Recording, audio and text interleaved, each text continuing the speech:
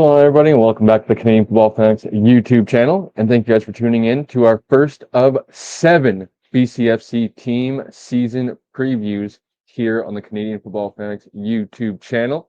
As it is, happy Canada Day, everyone. Although by the time this is uploaded, unfortunately, it will be the day after. But as of the recording, it is July 1st. So happy Canada Day to all those out there in our beautiful country of Canada. With that being said, with Canada Day, kind of the sign of the BCFC, the CGFL season being right around the corner. So with the season being around the corner, we wanted to have on one of, I guess, 7 of the head coaches from around the BCFC to preview their team's season before things kick off on July 19th. So in the next couple of weeks, you guys can get ready for 7 episodes to be dropping on the channel. The Vancouver Island Raiders will be the first one. We have about 4 or 5 already lined up, so those will be dropping in the coming days and weeks leading up to the season. And then just kind of transitioning, I guess, into this season, we are actually scheduled to be on a call with Tyler, president of the BCFC, later today to chat about a few other ideas that I had for this upcoming season, just for some more content for some, BCFC, CGFL fans to consume on a weekly basis. We're thinking about maybe potentially doing some sort of weekly show of kind of, this week in the BCFC type vibes, where we potentially, maybe recap games, kind of chat about, the upcoming weeks, previewing the games ahead. As well as maybe having some guests on throughout the season of, maybe some coaches, players, etc. So if you guys would like to see something like that, please feel free to comment down below. Let us know if you would enjoy something like that as well with a weekly show or with a weekly show. Let me know down in the comments if you guys would like it to be a live show setting where you guys can chime in the chat setting. Or we could do a pre-recorded one where we pre-record it similar to this one, upload it a few days later, and you guys are able to consume it as usual. So as I mentioned, let us know down below. With that being said, though, and with the season being here, basically, teams kicking off their main camps this weekend or this upcoming week and whatnot, we will be releasing our 2nd annual preseason power rankings voted on by each of the head coaches across the BCFC. As with the season previews, we already got about 4 or 5 of those here right in front of me that I have written down. So interested to share with you guys that, because there is definitely some different opinions throughout the league based on the head coaches. As we are right now, we do have 6 of the 7 head coaches agreeing to being voted on in the list. Still waiting to hear and confirm Langley. With that being said, if it isn't Cole Barron, we'll be able to get somebody on that coaching staff, just depending on, as I mentioned, it is busy times for the coaches right now as camp's happening. They're still got their regular lives to control and whatnot. So it is busy times, but as I mentioned, we still have 6 of the 7 head coaches lined up to not only do the season previews, but take part in our preseason power rankings that are voted on by the head coaches. Basically, what we do is we get all 7 head coaches we did it last year. Last year, I don't believe we had all 7 head coaches. I believe there were some positional coaches that voted on it with obviously the blessings from the head coaches.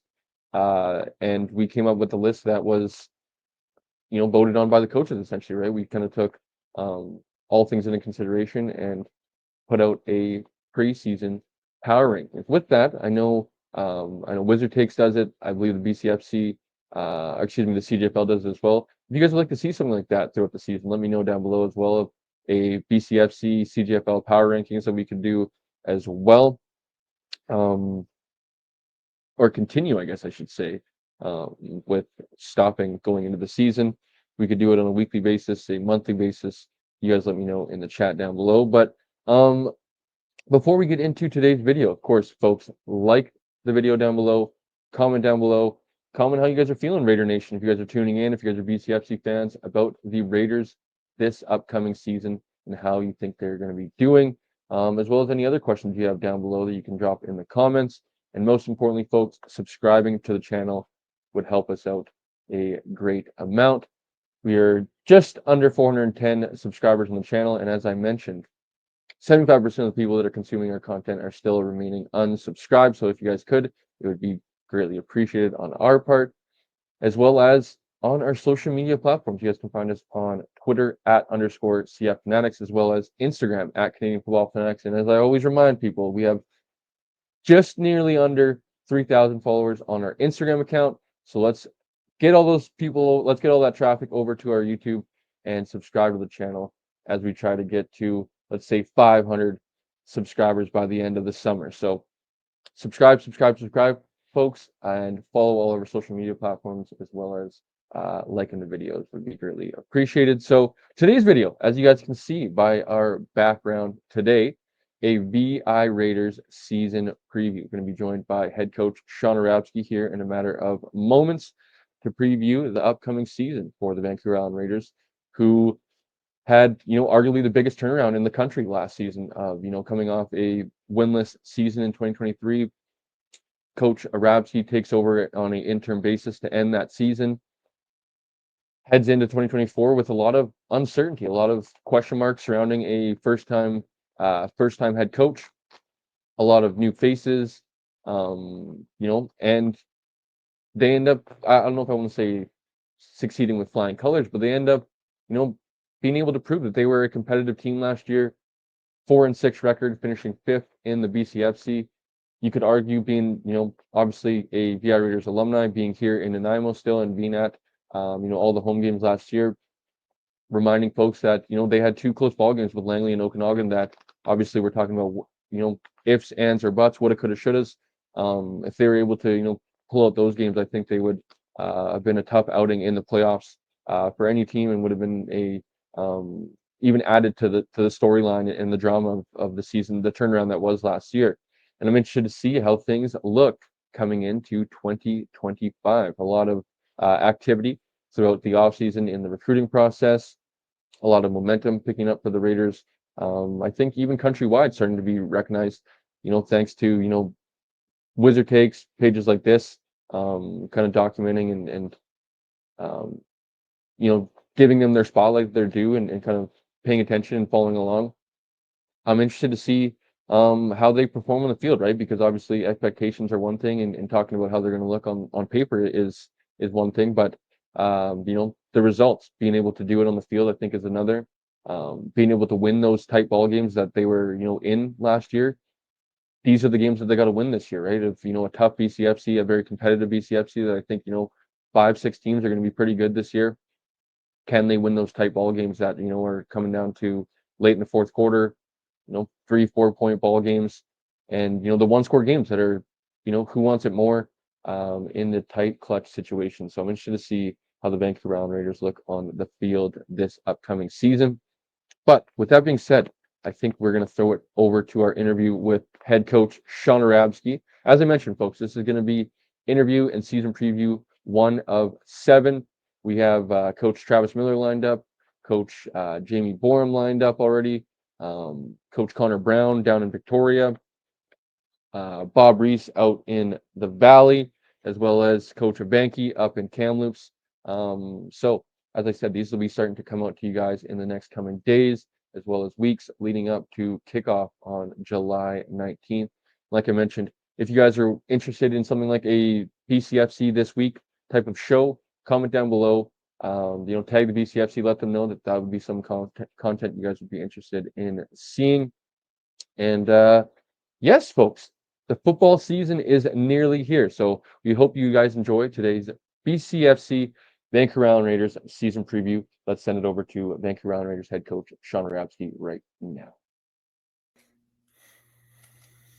Joining me now is second-year head coach for the Vancouver Island Raiders, Shawn Arabsky. Shawn, it's been a long off-season, buddy. How are we doing? Good. Yeah, excited to kind of ramp things up. Guys are getting into town this last weekend, and we've been going a long time, but it's nice to get everyone a full practice going this week. So yeah, for sure. And speaking about that long off season, obviously it was an active one for you guys, and we'll get into kind of some of the recruiting and stuff you guys are taking part in the off season. But first, yourself, obviously going into the second year as a full-time head coach, obviously the interim tag in 23 to end the year. But how nice is it for you now that obviously I know you had a nice relationship with some of the vets coming into last year, but for you to kind of, I feel like, almost rely on them in a way to kind of establish the culture and kind of set the standard within, practices, games, and et cetera, and stuff like that. So how is it nice for you to kind of lean on, some of those vets that you've really built a strong relationship into year two now? Yeah, I mean, I think they know the expectations and the standard that we're trying to do, and we're trying to increase that, every practice and every week and every year. So going into it, and we've actually been, leaning a lot on some of the new guys coming in as well, especially kind of this being like, full recruiting class where, last year was like the first one. And then this one's, we have a little bit more flexibility with, the type of players we're trying to bring in and really trying to focus on, culture guys. And you've seen a pretty big difference of some of the energy intensity of practices with some of the recruits we've brought in. Yeah, when talking about those recruits and leading on some of those veteran guys, Shawn, if you don't mind maybe just talking about some of your recruits that you guys have brought in, not only maybe some of those veteran guys or guys that you maybe are leaning on to, play some meaningful snaps this year, but I think it's important, for you and I that have experience with like maybe, the 2017 Collins Cup team of like those guys that are maybe the depth and the backups of like when starters go down, they're able to fill in and kind of withhold that, floor and standard when, injuries happen and stuff like that. I know you guys are high on a lot of young guys that hopefully are in the program, for not only this year, but are able to develop and turn into hopefully stars in the BCFC. So talk about a little bit about your recruiting class, not only the veterans and guys you're looking to lean on this year, but some of the younger guys that maybe in a few years, Raiders fans and BCFC fans could get used to hearing.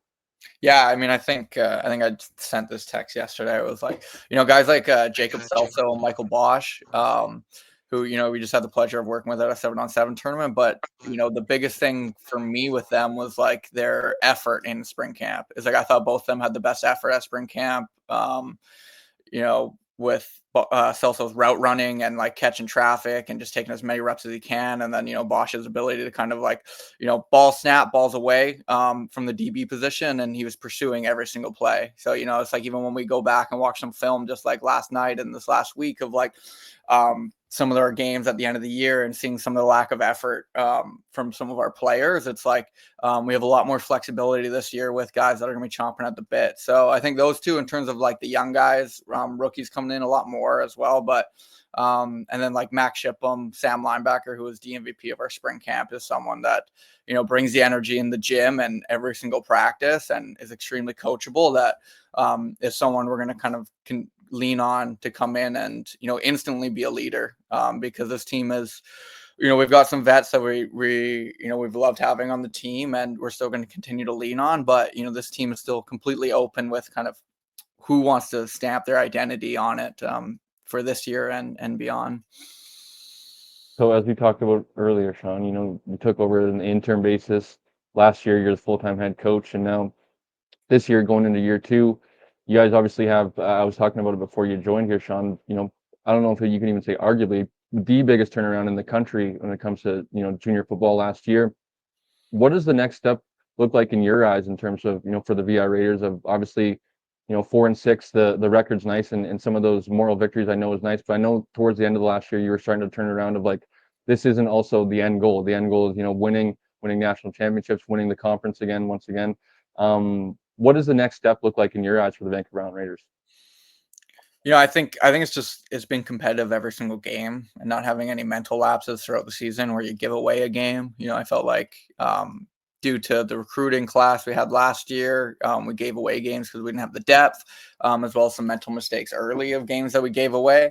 So it's kind of just cleaning up that stuff. Like I think just like the growth I feel like I've had, and I feel like Jake on the offensive side, just going from like first year last year to second year, I just feel like 1,000 times better organized and knowledge and memory of things from last year. So obviously bringing Tarek on as special teams coordinator is going to help a lot.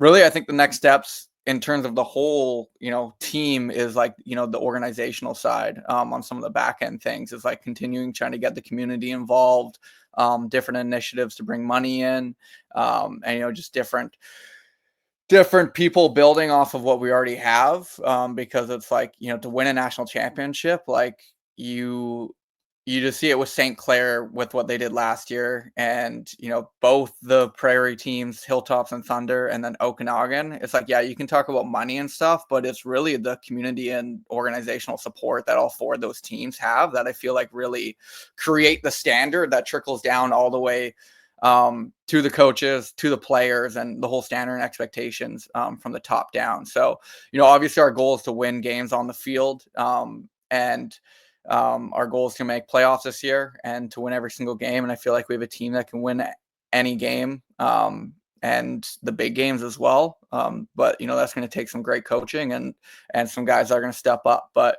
in terms of like long-term goals, it's just continuing to get better from the top down. You mentioned about great coaching, Shawn, and I know I asked you a few times throughout last season of leaning on your coaching staff and the luxury you had within your coaching staff. This year again, you got some additions with. I know you've been high on the addition of Trevor Bowles in that offensive line room. Warren McCarty, I know, will be around the team a little bit. I know Chang will be around on the defense. You mentioned Tarek taking over in the special teams role as well as the GM. How nice of additions are those in the offseason and bringing those guys in? I'm sure for Trevor and Warren's side of things, they're going to have some influence on the offense and be able to be a resource for Jake throughout the season, as well as I'm sure to lean on Chang and even Tarek in the special teams department as well. Yeah, so I mean, Trevor's really taking control of some of the run game coordination. Obviously, it's Jake's offense, but in terms of like a lot of the effort into it, like Trevor is really taking a lot of that on, which is going to free Jake up a lot to focus on the pass game and focus on kind of the whole picture of the offense. And honestly, I felt like our best games defensively last year was when Jeremy was just in the booth, not even coaching for us, but just able to come in and kind of give me some eyes. So for me to be able to bounce ideas off him throughout the season and even just have him call the defense, some practices, etc., and kind of keep building that relationship is going to help a lot. And Tarek, on top of being GM and special teams coordinator and about 7 other hats within the organization, he's also doing the D line, which has been a huge help because I think with a lot of coaching, it just kind of comes down to effort and curiosity of your own kind of growth mindset to grow as a coach and keep learning. And the more you learn, the more the kids are going to learn off of you as well. So I feel like that's something that Tarek does really well. So even just like being able to sit down with Trevor, watch film, and Tarek last night, even just like to watch some film, is really just trying to get on top of things and speak the same language as a team. And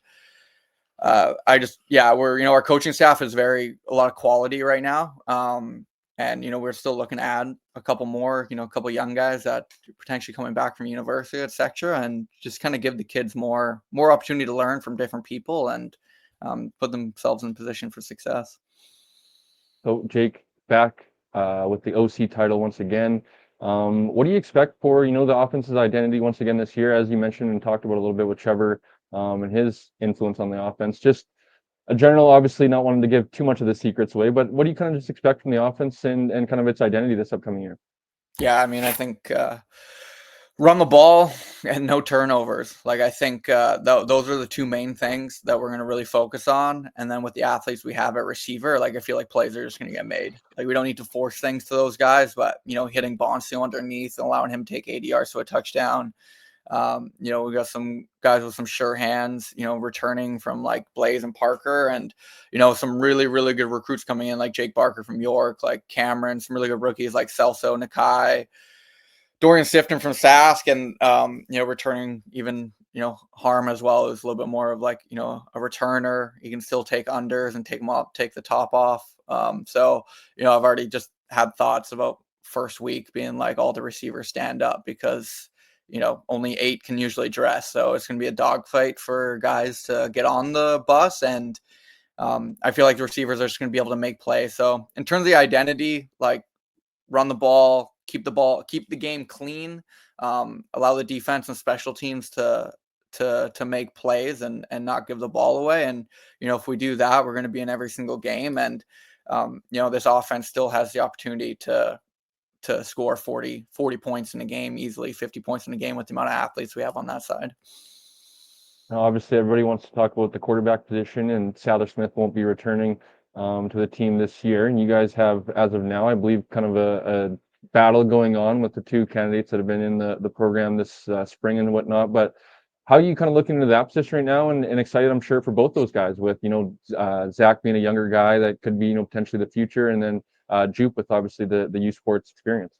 Yeah, I mean, it's just a 100% competition. So basically, I don't think anyone will be named until a few days before the Kamloops game. And even at that point, too, like going into that game, we'll see. And ideally, we want to know who our guy is for the season. But I feel like just based on what we've seen from both of them, they're both very close.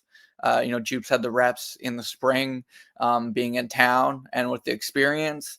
But Zach is a dog. So we're just going to go with kind of whoever gives us the best chance to win. And kind of like I said, like whoever is going to be able to control the ball, not turn the ball over, and make the plays when they're asked to make plays is going to be the guy when it comes to who we call upon when it's game day. But really excited to kind of see the battle throughout the camp, because both of them are very talented and extremely coachable, and are going to support each other as well, which we're really excited about.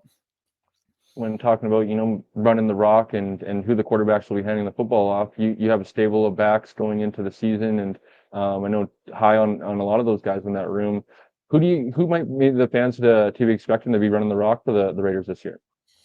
Yeah, I mean, I think Owen Giancola and Rondé are easily the most underrated, I think, 1-2 punch in the league. I think they're going to be right up there in terms of 1A, 1B with most of the teams in the league, and they complement each other extremely well. And then even behind that, bringing a kid like Parker Wills, who came from Acadia, Burke Barco, who is a Canada Cup kid, Team Sask, and bringing Jack McLeod back as well. So we're really, really excited about the backfield. Again, like very quality, not no fluff in that group, which is a lot the same with a lot of group. Like we're not bringing 90, 100 guys on the roster. We're gonna have like 65 to 80, and we're just gonna really focus on the guys we have. But I think the combination of Owen and Rondé at the top there will really keep defenses on their toes. I love that. I love the term fluff. That seems like a Stevenson term to me. But continuing on, Shawn, I'm curious of, kind of defensively now, what do you kind of want, the reputation to be for your defense of, teams, whether they're, game planning, watching film for your guys' defense that upcoming week? What's just kind of the reputation that you want your defense to hold this upcoming year? We want to stop the run. Like I feel like that was our main focus last year, and I thought we did a good job, finishing third in rush yards per game. But I think at the same time, a little bit of an over focus allowed us a little bit soft and some pass game stuff. But we're going to stop the run for sure on first downs, put offenses behind the sticks, and then have fun on second and long. So I feel like in terms of the identity of the defense we want to have is we want to stop the run and force turnovers. So we're extremely talented in the defensive group, and pretty deep in a few spots. So we're going to try and be multiple, and we'll kind of see who kind of steps up this week and really decide on how we want to go with our schemes kind of for there, because we do have an idea obviously from what we want to do, but until you really see everyone in person and how they work together wise and everyone's skill sets, you never really know exactly what the best defense is to run. So we're going to try to play to our players, and kind of just see what happens. But really, really excited for the guys we have on the back. Yeah, I'm excited to watch your guys' back eight with the linebackers and secondary work. I feel like, arguably the best group in the conference, and then you could argue in the country as well. Who are some players that maybe players could be expecting to watch make an impact for you guys this upcoming year on defense? Yeah, I mean, obviously Felice Toscano is an all-Canadian from last year, so he'll be pretty locked down from that boundary corner spot. We're going to be asking him to do a few different things than last year. I felt like we were very vanilla last year, just with the lack of depth we had, and even just my own ability as a coordinator. So we're going to ask him to do a few more things. Obviously, Israel Waitman, the free safety, is super legit. The linebackers, adding Max into that group with Colton and Caleb is going to be just adds a lot of flexibility to what we can do on the front. And, it's going to be a dogfight with DBs to see who's starting, as well as linebackers as well. Like, everyone has different skill sets. So it's going to be kind of interesting to see on who has a skill set that we can put on the field. And then Tanai Wisdom is going to be someone that is going to be very, very special at the pass rushing position this year. Yeah, so we haven't talked much about the trenches on either side of the ball, Shawn, and I'm curious to kind of throw it back to you of how much, how important, I guess, is it, and how much emphasis will you put on kind of, I think, maybe being like more consistent at, winning the battles at the line of scrimmage, obviously on the offensive side of the ball, being able to open up holes for your running backs, being able to establish that run, being able to give your quarterbacks time and drop back and clear reads, as well as, being able to rush the passer, stop the run. How much more do you guys want to be consistent in that area this upcoming year? Yeah, super. Obviously, our O line. Basically, we're gonna have 4 new starters on that O line this year. And we might be a little bit young on that group, but I feel like in terms of the talent that we've brought in the recruiting class, we're very excited about. And I think that is going to open some more holes for Owen and Rondé. So because I know who struggled with having to break tackle sometimes right at the line of scrimmage, and again, like with the Trevor Bowles taking over that unit, like the amount of respect he's gotten in the spring and the growth we've seen just guys that have been around has been incredible. So I think it's a group that by week 4, week 5 is going to really, really hit their stride on the O line with Trevor's teachings. And then D-line wise, like, we didn't have Tanai until like basically the last 3 games of the season. So the whole D-line is going to be pretty well brand new starters. And some talented guys like Quintarius from the States and Jaden from the UK, and then some guys that are going to kind of fill some niche roles. And yeah, it's one of those things where I'm not really sure who our 4th or 5th D lineman is going to be yet. So this week there's going to be a lot of competition there and who can fill that role. But yeah, I think on the D line front we're very ready to kind of dominate some spots, and on the O line, I think the way they work together as a group with their communication, just like defensive backfield with their slides and some of their run blocking is going to be very key for their success. And that's something I think Trevor, and with the IQ we have with the Jokuses up there, is going to make a pretty big difference for their success this year. Yeah, you mentioned Tanai, and I know Jake's another guy on offense you'll probably look on towards, leadership and holding that standard on the offensive side. Is there any other guys that maybe come to mind in terms of guys that you'll look on in terms of maybe even wanting to, put some expectation, put a little bit of pressure on them in terms of maybe you're looking at them to compete and hopefully maybe earn a spot this upcoming week throughout camp? Yeah, I mean, I thought Rocco Linklater was someone who didn't get any really love after our spring camp, was like a top 3 rookie coming in at guard from Oak Park. He even put a couple of our starting linebackers on their ass a couple of times, which was impressive for a rookie to come in and do. Ty Teal is someone who's been getting reps at tackle for us. Came from Oshawa. He broke something in his foot, like basically the first couple of weeks he was here because he came out early to get work with us. But he's been out on the field the last month, and we've seen a lot of growth with him. So that's someone who we're going to expect to kind of have a big role. And for the offensive side, guys like Jace Brandon, Jackson Giokis, and the returners like Nolan Bascom and Sean Kakakwe are going to be guys that are going to be really competing for starting spots this year. And it's really going to be just best player plays. And something I texted our positional coaches too. It's like we had the best guys that we need to keep accountable in our position groups is like communication, alignment, assignment, and effort. And I feel like any of the rookies or any of the young guys that kind of come in and really dial in communication, effort, and assignment are going to be guys that one can obviously play at this level and play at a high level. So it's with this team that we're building. It's definitely like a 3 to 5 year plan. It's not the be all end all with this year. Like we've got some really good rookies that we're going to try to build with and build a culture with, and trying to win every single game that we can going forward and putting ourselves in a position to win a big one. Yeah, I kind of want to tie that back into the recruiting aspect, Shawn. And obviously in BC, the province is, only so big with, 7 teams being in the province and kind of having to fight over, rights to players and stuff like that and wanting to get at them first. I felt like you guys had, and it's kind of been, I feel like maybe a unique thing to the conference now, and maybe even in the CJFL as a whole, of taking advantage of, the European route and kind of the non-import or the American players as well. And you guys were very active in that route, as well as I know traveling, going to Saskatchewan, going to the many camps in Alberta and stuff like that to, not only be provincial wide, but, countrywide into the UK and stuff like that. How important and how much is a benefit to, for that for you guys to, not only go into the States, but go over to Europe and kind of try to find talent for you guys? Yeah, I mean, we're a pretty special case, I think. I think it was a special year where I think only 2 kids, maybe 3 from I guess 4 kids from Duncan all the way up to Comox. So that's about all the teams in our catchment. And obviously Duncan's in the middle there with West Shore, where 4 kids were going to play next level football. So, we don't have 50 kids in our backyard that we can just kind of pick and choose from. So about a third of our recruits are from Saskatchewan.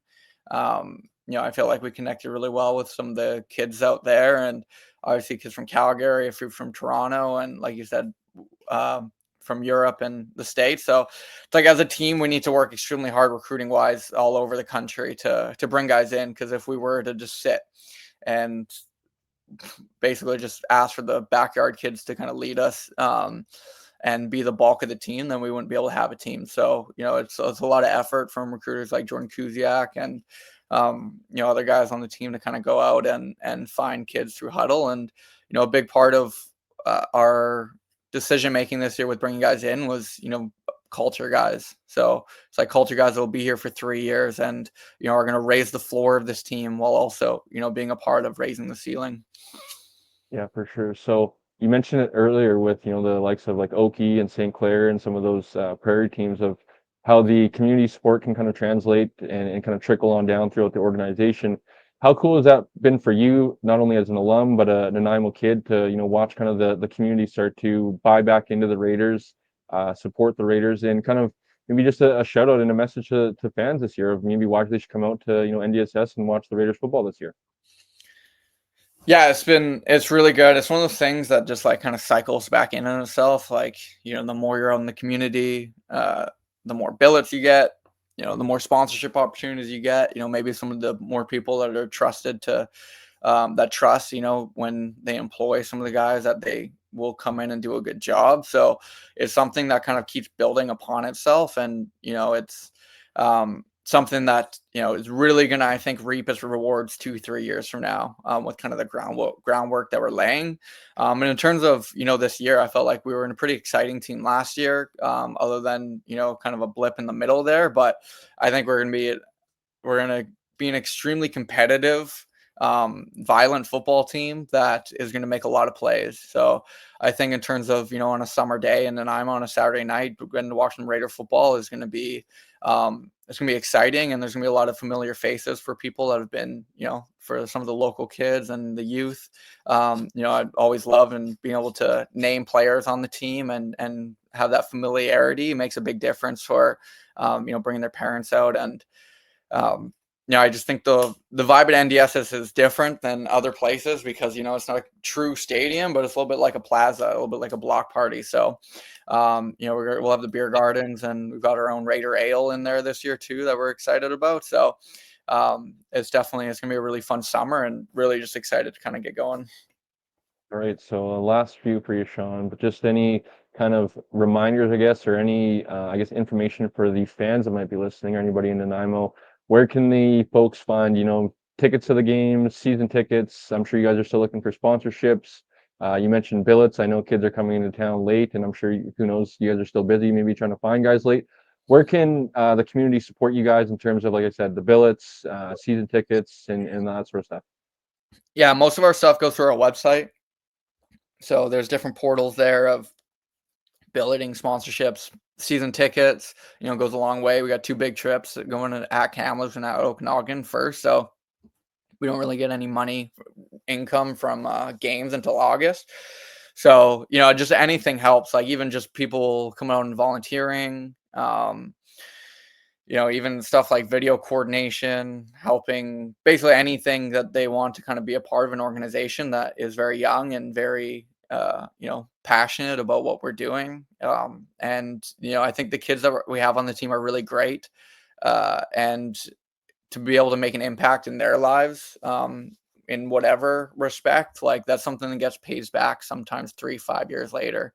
Again, whether you have your own employer where you're looking for jobs and stuff, and maybe someone comes back into town with a different ticket, and you can employ them, or if you have a kid that's playing football in Nanaimo or South Side that a few years later and they're actually coaching them in their youth sports. So it's one of those things that in the community kind of goes around and comes around. So if anyone wants to kind of come help and put into the organization usually gives it right back. Yeah, a little bit of a side topic, and not really, I guess, because you guys are partnering up with them a lot in the community, and you already mentioned of that kind of community tie of running these camps and these kids now coming to games and being able to recognize some of the players and stuff like that. Is there any information for what you guys are doing with Cage? I know you guys just partnered to do a VI Raiders camp as well. And where can the folks find information for that? Yeah, Instagram and the Raiders website again for our camps. I think the flag leagues are really cool because we have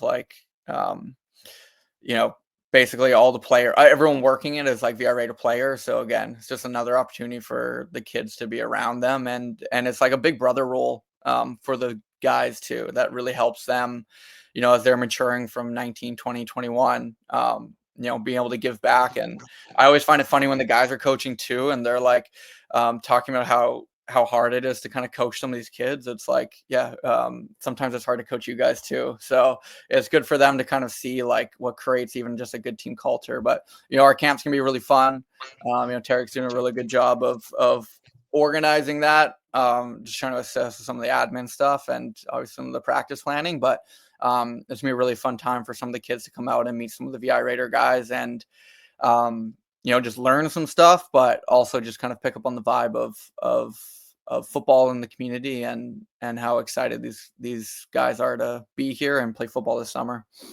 Yes, indeed, Shawn. So thanks first and foremost, buddy, for giving a little bit of your morning to record a season preview. Hope you enjoyed. But my last one for you, just to throw it back to you. I know I chatted and asked you this at spring camp, and just the excitement. I'm sure the excitement's building and building, and now that we're July 1st and July 19th is nearly here, man. A few weeks away. I'm sure you're excited to go into year number 2 as head coach of the VI Raiders. Yeah, extremely excited. I just can't speak enough of how much I feel like I've grown in the last year and how much I've learned just from coaching last year and then the off season of preparation. So I'm excited to kind of see how that translates itself onto the field. And I know a lot of other coaches feel the same, as well as players, with the amount of work that they've put in. Yes, indeed, Shawn. Well, I appreciate you once again, dude. 1 down, folks. 6 more to go in our BCFC season previews as we sit down with each of the head coaches throughout the BCFC. If you guys enjoyed today's video, please be sure to like the video, comment down below. Most importantly, subscribe to the channel. When you guys subscribe, press the notification bell. You guys get notified once we upload any videos or go live on the channel. And like I said, comment down below if you guys would like to see some BCFC content on a weekly basis.